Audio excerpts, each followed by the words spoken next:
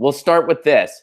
You guys may have seen me tweet this yesterday. The Democrats are now attacking Trump on gas prices. That's what they're going after now, guys. That was they got together in some kind of useless think tank and decided we're going to blame Trump for gas prices. By the way, this is a propaganda trick. Every party does it. When a Democrat's in office, the Republicans do it to that Democrat. When a Republican's in office, Democrats do it to that Republican. The president has very little to do with gas prices. One could even make the argument for nothing because really, yes, Middle East conflicts affect gas prices. And you know when we're involved in Middle East conflicts? All the frickin' time. Does it matter who the president is? Frickin' no. Not of the past 30 or so years or any indication. No, it does not matter. So there you go. The argument could be made. The president pretty much has nothing to do. Virtually nothing. But every opposition party does this. Why? Because they just rely on people not making those connections. And Democrats, it's really a weak political ploy to play because Trump can just point out all the horrible domestic energy policies he wants to push through. And he can be like, well, if Democrats weren't giving me flack on this, we could blah, blah, blah. So it could very easily backfire on them. But they are that politically tone deaf. And I am to the point now, at least when we watch the Washington Generals lose, it is entertaining. I'm to the point now where we might as well elect Democrats that can do different tricks. Maybe one that can juggle, maybe one that can breathe fire, so that when they lose, they can at least make it an entertaining spectacle for us. Because right now, it's not even entertaining.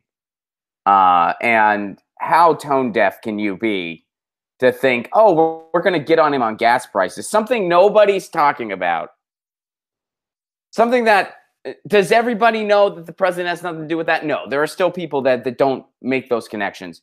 But I would say the average person does. It is just a tone-deaf propaganda ploy, and the Democrats would rather employ that propaganda ploy than actually stand for something. So my question today is, what are all the other policy ideas that Democrats could actually be attacking Trump on? What are all the other policy ideas? I'll start naming some. He wants to make right-to-work federal. That would end unions forever.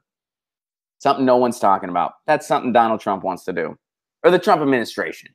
Trump's not working solo here. He's actually the total opposite of that. He is just a knee-jerk reactionary with no ideology that just does the bidding of whoever has his ear, especially if they flatter him.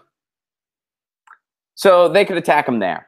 All these pipelines. Instead of bullshitting about gas prices, why don't you talk about the horrific ideas that these pipelines are? How about the wall? Democrats, no pun intended, are about to cave on the wall. They're about to cave on the wall. Nobody is talking about how that idea is, first of all, based in racism. How about instead of just, whenever he says something outrageous, instead of just going up in arms about it and having a bunch of crocodile tears a la Cory Booker, you actually say, hey, you know what? Not only does he say outrageous, outlandish stuff that's offensive and embarrasses us as a nation, but he has the ideas to reflect it, like this horrific idea for a wall. Economic studies have been done on constructing a wall before. It is a terrible idea. We have no idea even how much it's going to cost. It's not going to be a sustainable venture at all. It is a terrible idea, caked in racism, and caked in a straw man and a scapegoat. Democrats could be attacking that. They're not. So there we go. That's two. Right to work federally, the wall. The pipelines, that's three. Healthcare. The fact that his healthcare bill was literally an anti-healthcare bill, that's four. Net neutrality, that's five. All these things, and you don't have to be a political junkie to be paying attention to this stuff. All the things I mentioned, 80-some% of Americans are either for or against it. They're against the Trump administration's platform on it. Net neutrality, 83% of Americans want net neutrality. Healthcare, pretty much 90% of Americans were not in favor of the AHCA. Pipelines, there was a grassroots revolt via Facebook when DAPL needed their support.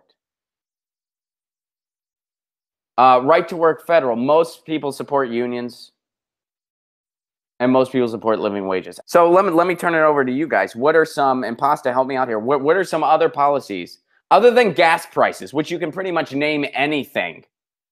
The non-existent infrastructure, the non-existent jobs idea, the fact that he said he was going to drain the swamp and he didn't do it. And they pick gas prices. They pick gas prices. The police state. Non-interventionism. Good one, Nathan. List goes on and on. Prison system.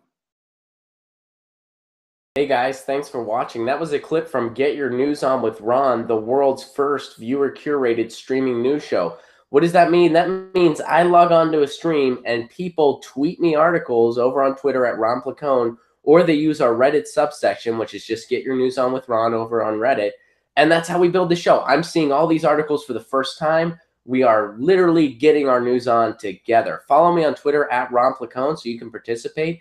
And this show streams live every Tuesday through Friday at 10 a.m. Pacific Standard Time. So please do tune in.